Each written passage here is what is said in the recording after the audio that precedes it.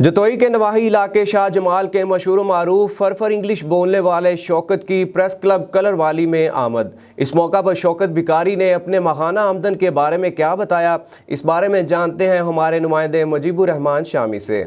जी बिल्कुल, मैं इस वक्त मौजूद हूँ तहसील जतोई के नवाही इलाके प्रेस क्लब कलरवाली में। इस वक्त हमारे साथ मुल्क के मशहूर और मारूफ भिकारी शौकत भिकारी मौजूद हैं। आइए उनसे बात करते हैं, उनसे पूछते हैं कि वो सबसे पहले अपना तारुफ कराएं और उसके बाद हमारे नाजरीन को अपना पैगाम दें। My work is continue to the begging. मेरा काम है भीख मांगना। Daily 1000 in Multan. मैं रोज का 1000 रुपया मुल्तान में कमा रहा हूँ। After 30 days 30,000।